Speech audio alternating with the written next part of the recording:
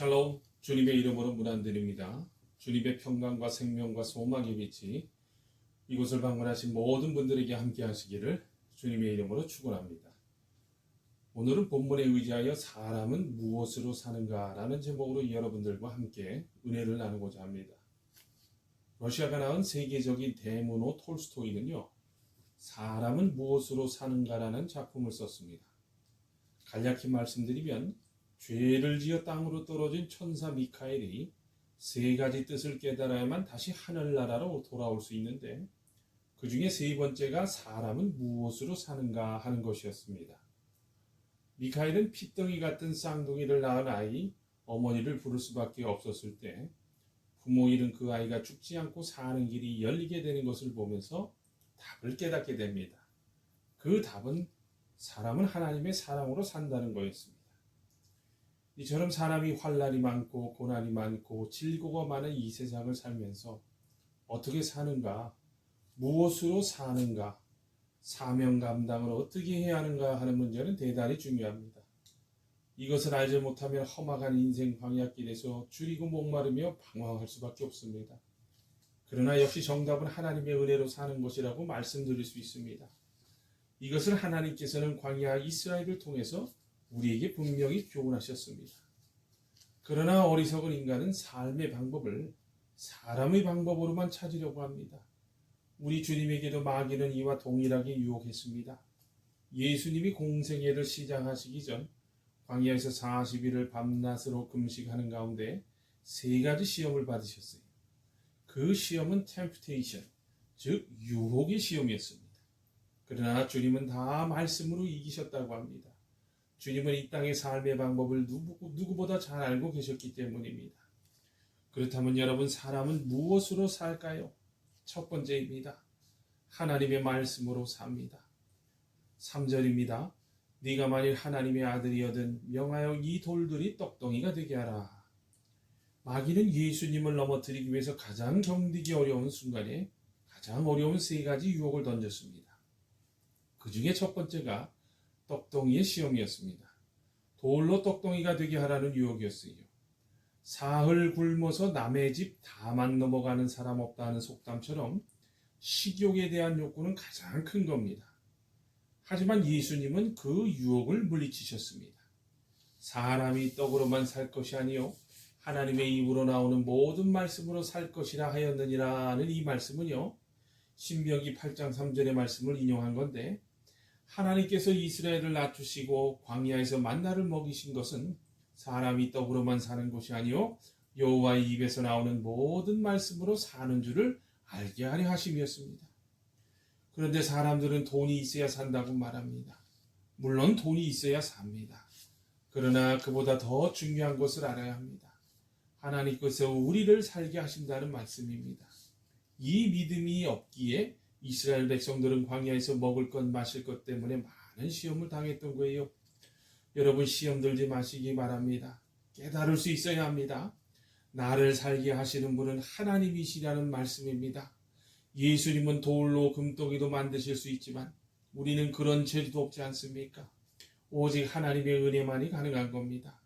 하늘로부터 오는 온전한 지혜와 지식으로 돌아오세요. 우리는 하나님의 말씀으로 산다는 사실입니다. 하나님께서 우리를 책임져 주시겠다고 하신 그 말씀으로 삽니다. 인생을 쉽게 살 수 있어야 합니다. 하나님을 믿는 믿음으로 사세요. 믿으면 도우심이 옵니다. 엎드려 예수님처럼 하나님의 말씀으로 살리라고 그 믿음을 계속 고백해 보세요. 눈앞에 보이는 문제를 의식하지 말고 하나님의 약속을 믿는 자들이 되시기를 바랍니다. 두 번째입니다. 사람은 무엇으로 살까요? 하나님의 방법으로 삽니다. 하나님의 말씀으로 산다고 말씀하시자 마귀가 또 시험을 하는데 5절과 6절입니다. 이에 마귀가 예수를 거룩한 성으로 데려다가 성전 꼭대기에 세우고 가로되 네가 만일 하나님의 아들이여든 뛰어내리라 기록하였으되 저가 너를 위하여 그 사자들을 명하시리니 저희가 손으로 너를 받들어 발이 돌에 부딪히지 않게 하리로다 하였느니라.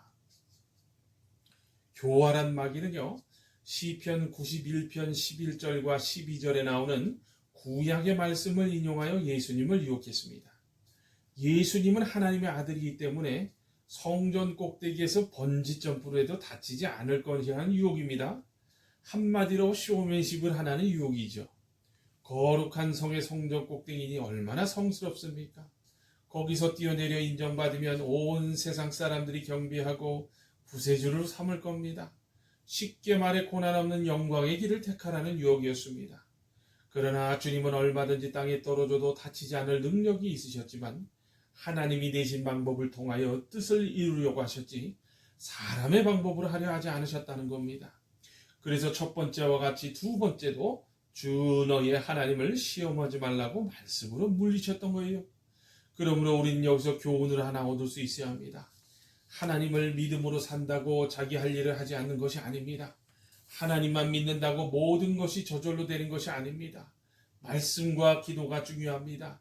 그러나 그것이 전부가 아닙니다. 조금만 도우면 될 일을 말씀과 기도만 하라고 하면 그것만큼 답답한 것도 없습니다. 예수님은 어떻게 하셨습니까? 병도 고치시고 떡도 먹이시고 사랑도 하셨습니다. 그리고 십자가를 지시는 행동을 하셨습니다. 무슨 말입니까? 회개하고 하나님을 믿으면 하나님께서 길을 열어주십니다. 어떤 길을 열어주시든지 방법을 열어주십니다. 그 열어주신 방법으로 충성하라는 말씀입니다. 내가 한 일에 최선해야지 그렇지 않으면 하나님을 시험함이 됩니다. 예수님께서는 비록 사람에게 멸시받고 핍박받고 고난받는 길이지만 그 길이 인류를 죄에서 온전히 구원할 아버지께서 내신 길임을 아셨기에 사람의 방법을 쓰지 않으셨어요. 아버지께서 우리에게 내신 방법대로 하면 됩니다. 그러므로 하나님께 늘 엽주는 저희들이 될 수 있어야 되는 거예요. 이런 이야기였습니다. 참여정부의 전 통일부 장관이며 6년 반이라는 역대 최장수 주중대사였던 김하중 대사의 간증인 하나님의 대사라는 간증이 있습니다. 김하중 대사는요, 별명이 기도하는 대사, 곧 하나님께 묻는 대사였다고 합니다. 그는 대사로 봉직하면서 대소사를 하나님께 물었고 그 대답대로 누구도 두려워하지 않고 하나님 말씀에만 순종했습니다. 그럴 때 사람이 보기에는 불가능하다고 생각되는 일들이 이루어지는 무수한 기적을 체험했습니다. 그래서 사람들은요, 그를 한국판 다니엘이라고 불렀다고 합니다. 그는 어떠한 인적 네트워크 기대지 않고 그는 오로지 만군의 여호와의 얼굴만을 눈물로 구하며 느헤미야처럼 하나님의 백성을 구하고 돕는 일에 자기의 목숨과 직책을 걸었다는 거예요.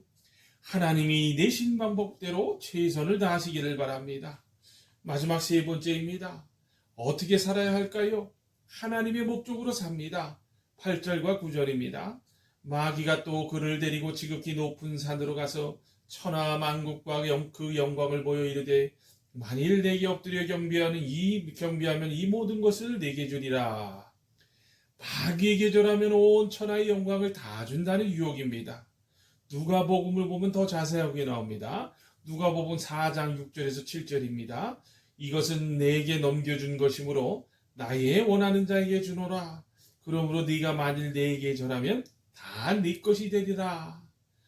이 말씀은요, 아담에게서 빼앗은 모든 만국의 권세와 영광을 예수님께 다 주겠다라는 겁니다. 그 유혹에 예수님은 사단아 물러가라. 기록하기를 주 너의 하나님께 경배하고 다만 그를 섬기라 하였느니라고 하시며 물리치셨습니다. 주님은 세상 것 섬김을 거절하셨습니다.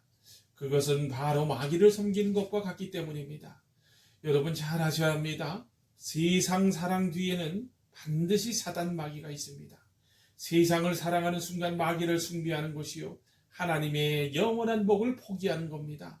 탐욕으로 우상 숭배입니다. 그러므로 마음에 세상 사랑이 있다면 철저히 엎드려 제거하시기를 바랍니다. 그러면 형통의 복이 옵니다. 그런데 사람들이 세상의 아름다운 것들에 눈독 들여 소유하기를 얼마나 사모합니까? 그러나 탐한다고 되지 않습니다. 도리어 재물에서 자유해야 얻어집니다. 잠언 23장 5절에 보면 내가 어찌 허무한 것에 주목하겠느냐. 정령이 재물은 날개를 내어 하늘에 나는 독수리처럼 날아가리라 하고 있습니다. 이 말은요, 목적을 재물에 두는 것은 허무한 것이라는 뜻인 겁니다. 하나님의 은혜를 입었다면 하나님의 영광을 위해 살겠다는 마음을 갖는 것이 바로 참 제자여 성도인 겁니다. 하나님께서 주신 최고의 계명인 하나님 사랑, 이웃 사랑을 실천할 수 있는 마음을 가져야 합니다. 여러분 삶의 목적이 분명해야 해요.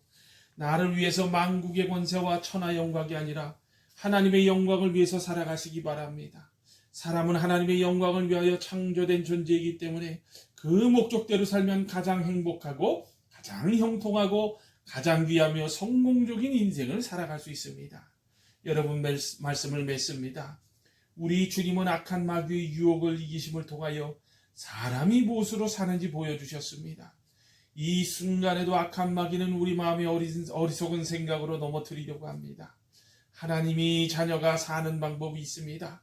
우리 모두 하나님을 믿고 하나님이 내신 방법대로 따르고 하나님만 사랑하고 하나님께만 영광 올리는 목적으로 살아서 여러분의 삶이 하나님의 은혜로 온전히 승리하시기를 주님의 이름으로 축원합니다.